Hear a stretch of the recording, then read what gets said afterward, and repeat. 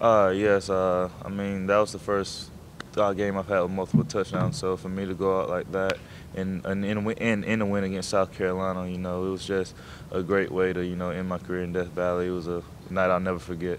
What did Coach Ollie say to you after the game? He was just excited for me. He came up to me, gave me a big hug, embraced me. It was like he was proud of me. We put a lot of hard work in. He seen me working, grinding, and for me to have a night like that, it was pretty special for both of us.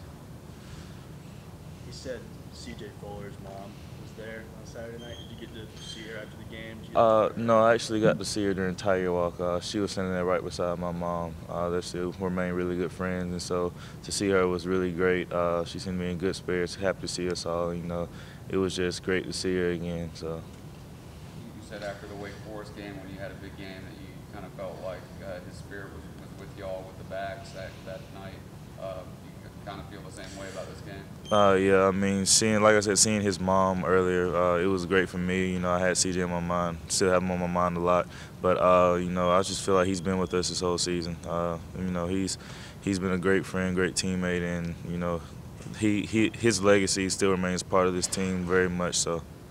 Adam, being a veteran leader of this team, you've been through the bowl experience, you've been through the playoff experience, you've been to the ACC championship game. What do you tell the younger guys on the team to look forward to and how to handle the process moving forward? It's a grind.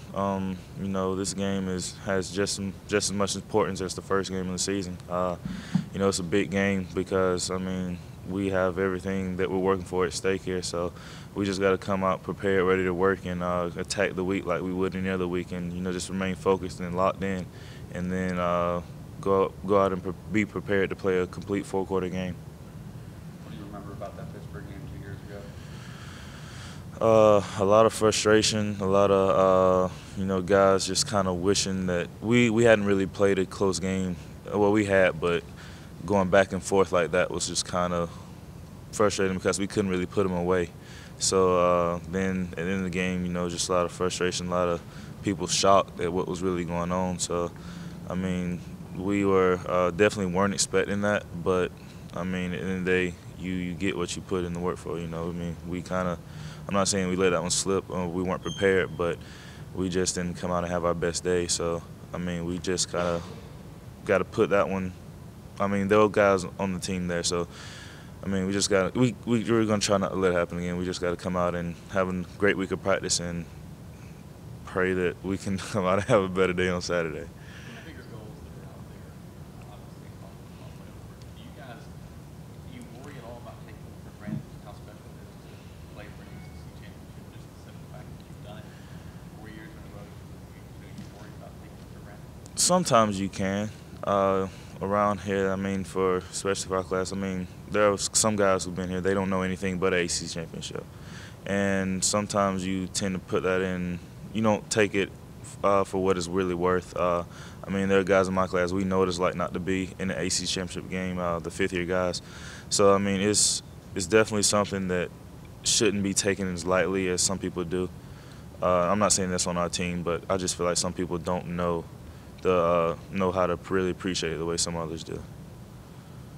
And you kind of taken Travis under your wing since he's been here. How much pride do you take in the fact that he set the Clemson single-season rushing record? It's great. It's amazing for him. He's come a long way in such a short amount of time and still has a long way to go. He still has a bright future ahead of him. He still has a tremendous ceiling.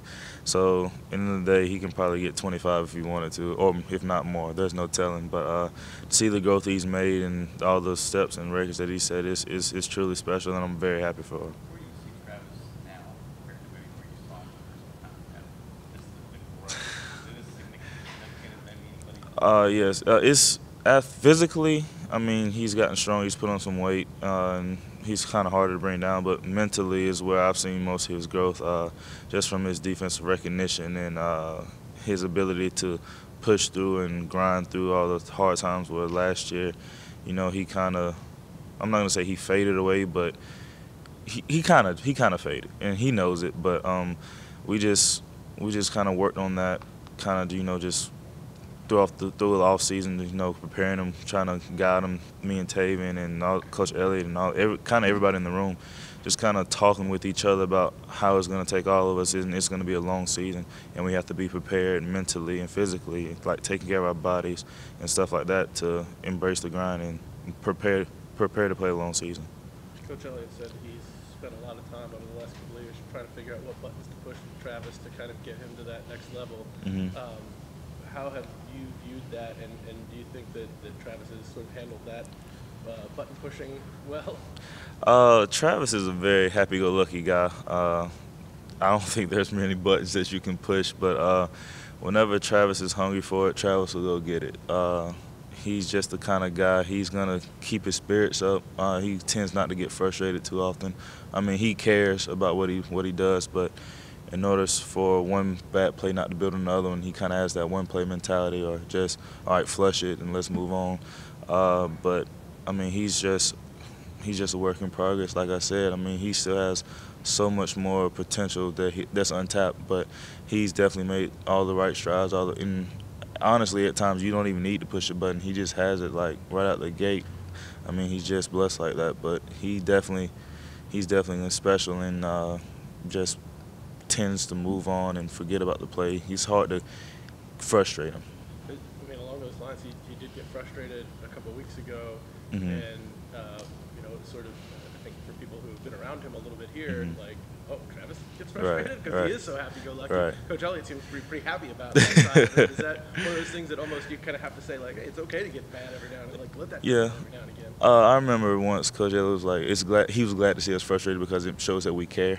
And so seeing him was just another, like, just told him that how much he cared about the team, how much he cared about winning, competing.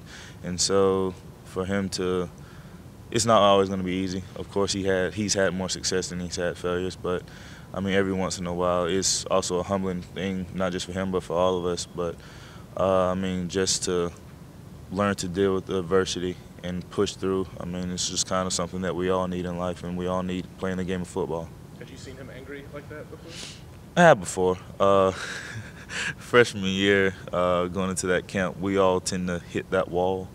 And Travis hit that wall his freshman year, and we just kind of saw him get, like, very frustrated and kind of just disengaged. But, I mean, other than that, no, not much. It's rare. Speaking of people getting fired up, yesterday on a conference call, that was when he had some strong words. I'll just read it. Some of the quotes. People who suggest that it felt like a loss on Saturday. Don't need to check yourself too. And for all those people that want to complain about 5 weeks in a row winning by 3 touchdowns, that's just shameful. When you hear Coach Sweeney kind of go off on that, you know, how do you feel as a player for him when you hear those things? Honestly, it's hard to speak for Coach Sweeney because I know how passionate he is. He takes pride in his work, and he tries to lead by example, and he teaches us to appreciate winning because, I mean, I believe there are 4 teams undefeated right now, and for us to be one of them is special, and it's something that we understand as a team, and he preaches us shouldn't be taken for granted. So if he's preaching to us, I know he feels very passionate about it. And, I mean, I don't know what kind of led to it or kind of the background, but I know he takes pride in us as a team in this program. So for him to – in the fan base. And so for somebody to feel that way, I mean, I'm not going to say it's well, actually, I don't know. It's just one of those things where that's just Coach Sweeney being passionate and taking pride in what he does in this team and this program. How much do you value that characteristic about him? A lot. I mean, that's one thing. That's one of the reasons why I was so attracted to Coach Sweeney in Clemson. Finding somebody who cares that much and who just has that drive and will to, you know, be the best and do things the right way and, you know, be successful. That's something that you don't see in everybody. And for him to possess that, I mean, it speaks a lot for him and who he is as a person as well as a coach. He was, a couple of weeks ago, somebody asked him about sort of the fun culture that he's created here, and he was pretty quick to say, like, well, I get pretty angry, too, from time to time. There's some guys who see the other side of it. How often do you see that other side, and does it sort of resonate more when he gets upset because you know how friendly and happy and fun he normally is? Right. So I'm not gonna say there's different levels to it. There's sometimes there's just one thing that'll trigger him and he'll just go on for days. But I mean, most of the time we get it every week. We haven't really played a full 4-quarter game yet, and so there will be something that he's always unhappy about. He tends not to rest on his laurels. I mean, he's just kind of the guy he's always seeking on stuff to improve, and he's making sure that we understand that too. He doesn't want us to get content or complacent about what we've done. And so for him to, he lets us know he's not always angry, but he's just really stressing the point. And sometimes it may come off as being angry, but then there are other times too where we've seen the fire and we've seen him get out there a couple of people or just the team in general.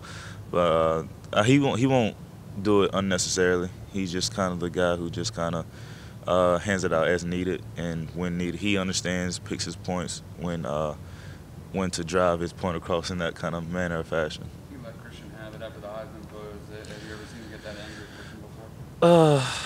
Not that I recall, but I mean, Coach Elliott always talks to us about celebrating. So I mean, he kind of, because of Coach Swinney, so holding the team to that standard and everybody accountable.